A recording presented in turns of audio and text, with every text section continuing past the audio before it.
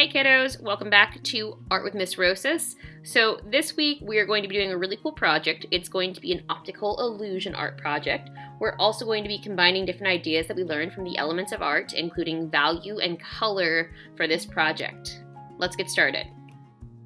Your goals this week include: students will experiment with color theory in a work of optical illusion art, and we're going to explain what that is before we jump into this. Also, students will be able to apply different elements of art to create an optical illusion. Some key terms: value, color, color theory, and optical illusion. First one, what is value? Value is an element of art. Some of you may remember that from our foldable book. If you don't, that's okay. And if you don't remember, value shows a variety of shades from black to white. So value helps us create different shades and tints. It also helps us make our 2D objects, so objects that look flat, look more three-dimensional by having a range of values, again, from the darkest dark all the way down to white. Let's take some time to practice value scales before we do this project. So the first thing you're going to do is you're going to grab a pencil. Now, you can hold it two ways. I like to practice holding it by picking it up with my first 3 fingers and then use my pointer finger to apply pressure to the very tip of the pencil. So what you want to do is press down really hard and then practice on getting control of your hand and letting off the pressure until there's almost nothing left. So I want you guys to keep doing this. Press down. You can hold your pencil the regular way if you want to. Press down really hard and then try to ease up on the pressure on your hand as you go until you get to almost white. Just like that. Value scales are really, really important to practice, so I'm definitely going to encourage you guys to do that. If you want to try with color and combining 2 colors, you can also do that. So I'm going to go with a darker color like this kind of magenta red. Same thing I did before, pressing down really hard and then letting off the pressure on my pencil as I go. And then I'm going to add that orangey kind of color in there as well. And then just let off the pressure as I go, so I can combine 2 new colors to create a smooth transition and make it look more realistic. That one wasn't that great. I should have started from the other end. Let me do one more example for you. So same thing I did before, start on the opposite side. So I'm pressing down really hard, letting up the pressure. I used one more pencil just kind of blend it out. It was like a lightish pink. Now I'm going to go from the other side, get the dark yellow, press down really hard to start with, and then fade into the other color I just used. Just like that. I'm not going to show you this whole video, but this is a really fantastic video from KQED Arts. If you have some time, they go over all 7 elements.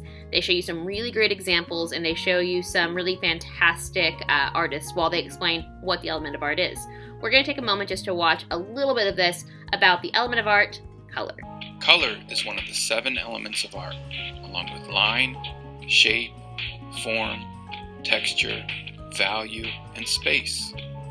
When light hits an object, some of it is absorbed and some of it is reflected, depending on the materials. Let's take a look at this. This is just a disc that's hanging right here, and because of the way the light is hitting this, it's creating 2 different colors just based on where the light's hitting this. Depending on the materials the object is made of. The light that is reflected off of the object is what we see as an object's color.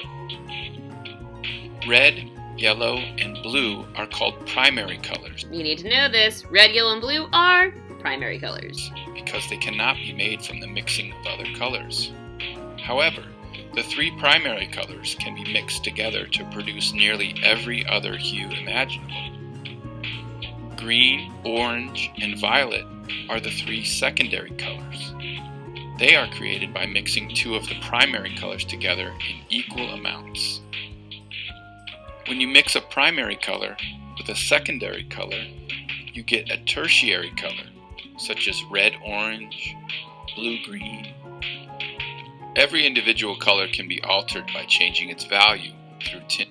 So we'll get into that later. Unfortunately, we can't do that today just because we don't have paint, so we can't mix colors. But let's go ahead and let's review the different kinds of colors. So the first thing is there's primary colors. The primary colors include red, yellow, and blue. And again, as the video said, we call these primary colors because we can't make these colors by mixing colors together.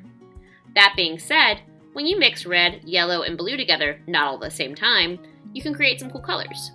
Red and yellow mixed together create orange. Yellow and blue when mixed together create green, and blue and red when mixed together create violet. Now you can see on this wheel that we have some colors in between those colors.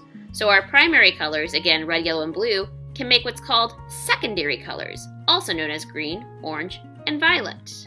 There's also some colors in between.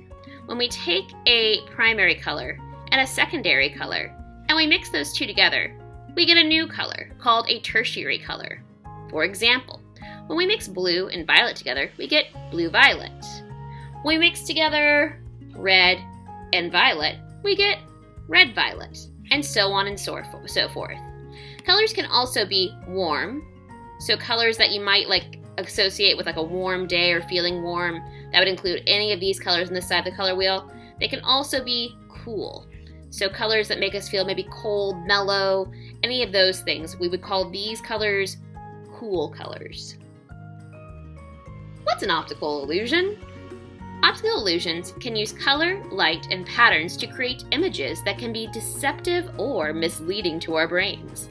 The information gathered by the eye is processed by the brain, creating a perception that in reality does not match the true image. Let's check out this example. This is an example of an optical illusion. This artist has chosen to have horizontal lines and vertical lines that create this really interesting pattern that are then broken up by adding another shape that has the same pattern but it goes in a different direction. As a result, it kind of makes our brain feel like it's moving if you squint your eyes at it. Go ahead and try it. A really famous artist, because again I like to teach you guys about artists, who uses optical illusions in his artwork is a guy named M.C. Escher. So M.C. Escher was born in 1898, and he lived until 1972, and he is one of the world's most famous graphic artists. He used different techniques to make his works of art feel like they were an optical illusion. So if you look at this, he has this tessellation design, and what's happening is that tessellation is slowly coming to life, turning into an alligator of some sort, maybe a dragon that has smoke coming out of its nose, and then it's crawling back into the work of art. I encourage you to check out more of his works of art. He is a really fantastic artist. Now it's your turn. This week we're going to create a work of art that is an optical illusion. There are tons of different examples you can look at online. If you want to do your own example and try it out, I encourage you to do so, but if you're not feeling like it's confident, I'm going to walk you through step by step how to do an easy one. Choose one example of color theory. Primary colors, secondary colors. You could choose the whole color wheel if you want to. Maybe you want to do warm colors or cool colors. I'm going to let you decide. Also, don't forget to tell me which kind of color theory you used in your work and what you liked most about this project.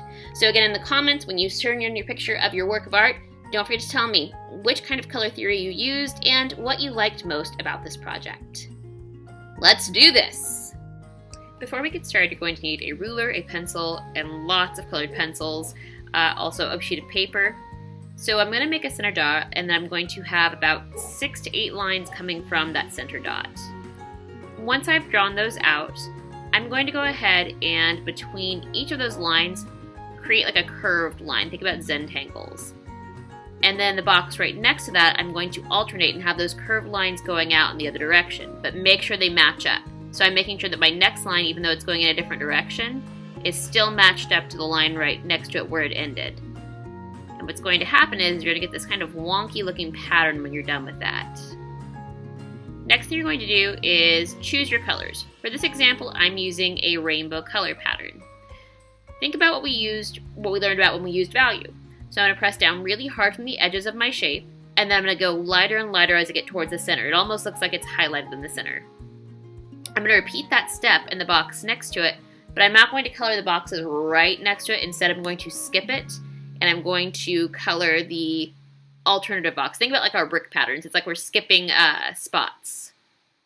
And then go ahead and keep repeating this until you get through to the end.